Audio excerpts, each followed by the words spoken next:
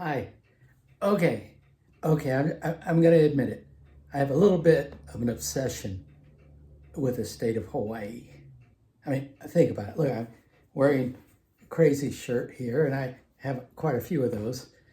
This hat, it's not fashionable in Delaware where I am at the moment, but I bought it on Maui and I like it, so I wear it every now and then. Not bad, huh? I like the print and everything.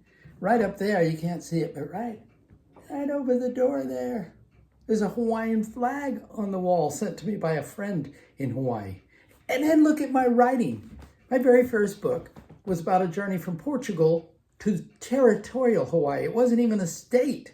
That was my first novel, to travel across the country and then getting on the Matson line, cruise line, ocean liner cruise, Matson, the Lurleen, storied cruise ship that went to Hawaii for decades. I was on the Lurleen twice. Lucky me, right?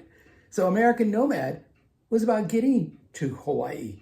And I followed that up with a sequel called Island Jewel, with a picture on the cover of the novel of me with my surfboard when I lived in Aiea in Hawaii, and used to surf Waianae, where I learned to surf. So Island Jewel, the sequel to American Nomad, is all about my second cruise over to the islands, it's my first cruise over to the islands on the Lurleen, and then about my time in Hawaii and what I experienced. I followed that up with a crime novel about a woman, Luna, who lives in a beautiful plantation home on Maui.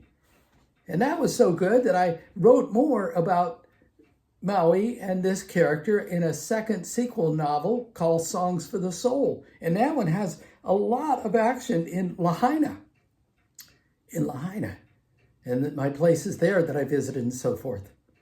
And then I wrote a story about my brother's life, my Haole brother. In the opening of my Haole brother, I describe, it's fictional, it's historic fiction, but the opening is fictional. It's about a man who lives in a small little shack on the beach in Hana, Maui.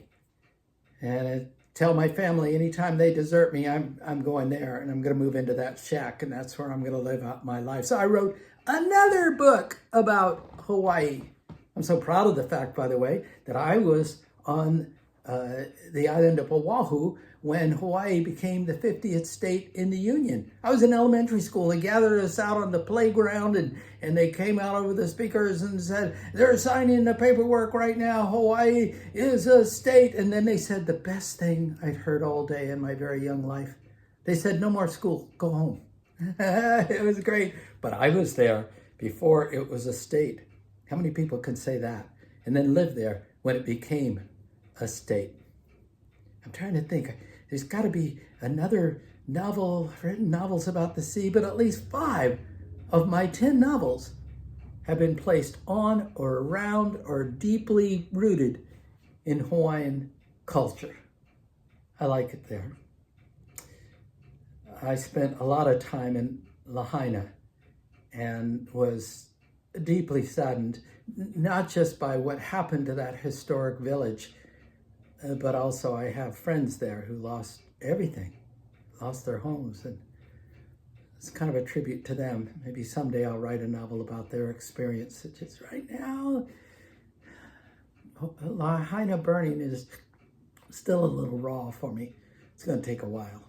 Anyway, just want to let you know, please bear with me. Yes, I'm obsessed with Hawaii in many respects.